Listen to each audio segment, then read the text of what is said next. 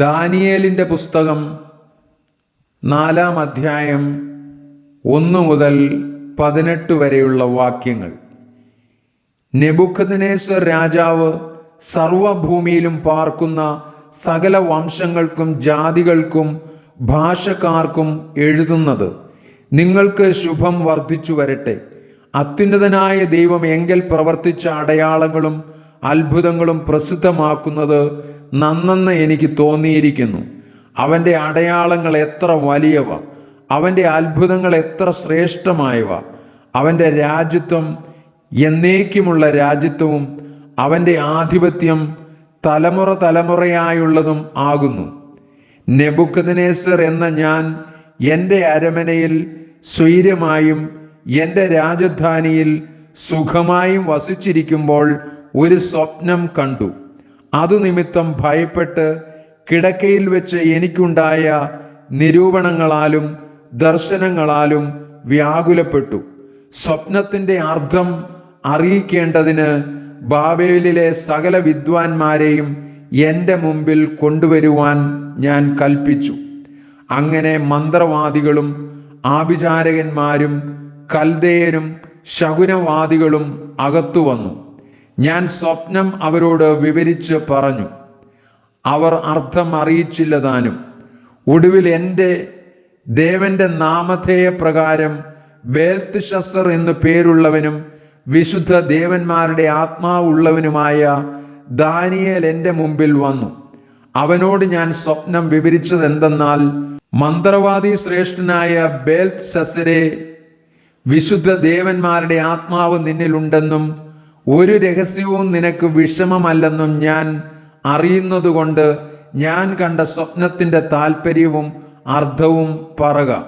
കിടക്കയിൽ വെച്ച് എനിക്കുണ്ടായ ദർശനമാവിത്: ഭൂമിയുടെ നടുവിൽ ഞാനൊരു വൃക്ഷം കണ്ടു. അത് ഏറ്റവും ഉയരമുള്ളതായിരുന്നു. ആ വൃക്ഷം വളർന്ന് ബലപ്പെട്ടു.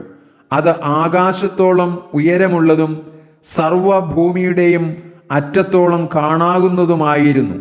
അതിൻ്റെ ഇല ഭംഗിയുള്ളതും ഫലം അനവധിയും ആയിരുന്നു. എല്ലാവർക്കും അതിൽ ആഹാരമുണ്ടായിരുന്നു. കാട്ടുമൃഗങ്ങൾ അതിൻ്റെ കീഴെ തണലിളച്ചു വന്നു. ആകാശത്തിലെ പക്ഷികൾ അതിൻ്റെ കൊമ്പുകളിൽ വസിച്ചു. സകല ജഡവും അതുകൊണ്ട് ഉപജീവനം കഴിച്ചു പോന്നു.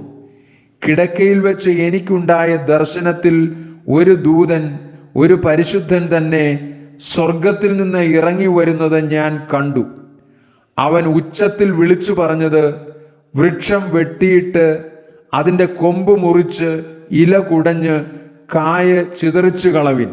അതിൻ്റെ കീഴിൽ നിന്ന് മൃഗങ്ങളും കൊമ്പുകളിൽ നിന്ന് പക്ഷികളും പൊയ്ക്കൊള്ളട്ടെ.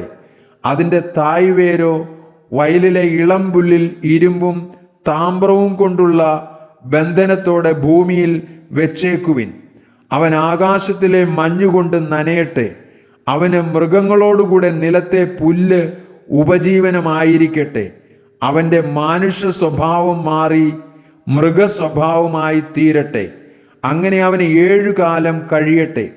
അത്യുന്നതനായവൻ മനുഷ്യരുടെ രാജ്യത്വത്തിന്മേൽ വാഴുകയും അതിനെ തനിക്ക് ബോധിച്ചവന് കൊടുക്കുകയും മനുഷ്യരിൽ അധമനായവനെ അതിന്മേൽ വാഴിക്കുകയും ചെയ്യുന്നു എന്ന് ജീവനോടിരിക്കുന്നവർ അറിയേണ്ടതിന് ഈ വിധി ദൂതന്മാരുടെ നിർണയവും കാര്യം വിശുദ്ധന്മാരുടെ കൽപ്പനയുമാകുന്നു.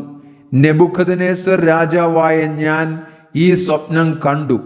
എന്നാൽ ബേൽത്ത്ശസ്സരെ, എൻ്റെ രാജ്യത്തിലെ വിദ്വാൻമാർക്ക് ആർക്കും അതിൻ്റെ അർത്ഥം അറിയിപ്പാൻ കഴിയായ്ക കൊണ്ട് നീ അതിൻ്റെ അർത്ഥം അറിയിച്ചു തരേണം. വിശുദ്ധ ദേവന്മാരുടെ ആത്മാവ് നിന്നിലുള്ളതുകൊണ്ട് നീ അതിന് പ്രാപ്തനാകുന്നു.